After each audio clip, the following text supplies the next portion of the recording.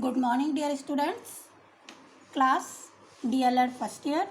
Subject है हमारा शिक्षा के उद्देश्य है ज्ञान व पाठ्यचर्या, जो कि हमारा पेपर 3 है, जिसमें मैं आपको आज बौद्ध परंपरा के बारे में बता रही हूँ। स्टूडेंट्स, जैसा कि आप सभी जानते हैं कि बौद्ध धर्म या बौद्ध परंपरा को के जो प्रवर्तक हैं वो गौतम बुद्ध थे। बौद्ध शिक्षा 5वीं शताब्दी ईसा पूर्व में अस्तित्व में आई थी। भगवान बुद्ध ने जीवन को एक पूर्ण व्यवहारिक स्वरूप प्रदान किया था। बौद्ध धर्म के प्रवर्तक गौतम बुद्ध थे। बौद्ध धर्म ब्राह्मणवाद के विरुद्ध एक प्रतिक्रिया के रूप में आया था। बौद्ध शिक्षा वैदिक काल की शैक्षिक पद्धति पर आधारित नहीं थी।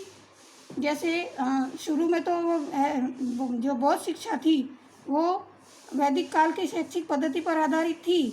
इसका जो एक व्यक्तिक स्वरूप था यह लगभग 100 वर्ष से भी अधिक समय के लिए प्रचलन में रहा तथा पद्धति विकसित की। यद्यपि वह कई प्रकार से ब्राह्मणीय पद्धति के समान थी, धार्मिक और सामाजिक विचारधारा को छोड़कर शिक्षा की बौद्ध और ब्राह्मणीय पद्धतियों में शैक्षिक संस्थाओं के प्रकारों तथा नारी शिक्षा में बनाए गए प्रावधानों में निकट की समानता थी। दोनों ही पद्धतियों की भावना तथा सामान्य नियोजन में मुश्किल से कोई अंतर नहीं था, परंतु बाद में के मुखर्जी के शब्दों में ये कहा गया है कि उचित रूप से विचार किए जाने पर बौद्ध शिक्षा प्रणाली जो प्राचीन थी हिंदू या ब्राह्मणी शिक्षा प्रणाली की एक अव्यवस्था थी। इस प्रकार से जो बौद्ध शिक्षा है वो वैदिक काल की शैक्षिक पद्धति पर आधारित नहीं थी।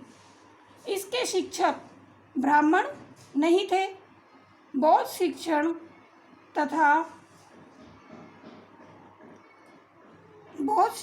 तथा अधिगम मठों के गिरधी केंद्रित थे। जो बौद्ध शिक्षण थे वो अधिगम थे, वो मठों के आसपास ही केंद्रित थे। मठों को क्या कहते थे? विहार। मठों में शैक्षिक कार्य किया जाता था तथा शिक्षण मठवासी द्वारा किया जाता था। जो मठ में रहते थे जिन्हें क्या कहते थे? भिक्षु। जो मठों में रहते थे उन्हें भिक्षु कहा जाता था। बौद्ध धर्म के प्रवर्तक भगवान बुद्ध ने स्वयं कोई ग्रंथ नहीं लिखा था। उनके अनुयायियों ने उनकी मृत्यु के 100 वर्ष बाद उनके उपदेशों का संग्रह किया। इन संग्रह को त्रिपिटक के नाम से जाना जाता है। जो उनकी मृत्यु हो गई थी उसके 100 वर्ष बाद उनके उपदेशों को उनके अनुयायियों ने संग्रह किया। उन संग्रहों को त्रिपिटक के नाम से जाना जाता है। ये 3 प्रकार के हैं। विनय पिटक, जिसमें कि व्यवहार के नियम होते हैं। दूसरा है सूत्र पिटक, जिसमें धार्मिक उपदेशों का तथा उदाहरणों का संग्रह होता है। और अभिधम पिटक, जिसमें भगवान बुद्ध की शिक्षाओं तथा उनके दार्शनिक विचारों का विवरण होता है। तो इस प्रकार से त्रिपिटक के नाम से जो ये संग्रह था इनको 3 प्रकार बताए हैं: विनय पिटक, सूत्र पिटक और अभिधम पिटक। इन्हें आप ध्यान दीजिएगा।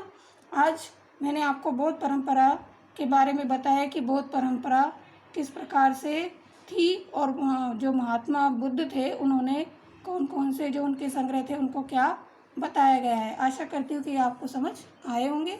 धन्यवाद।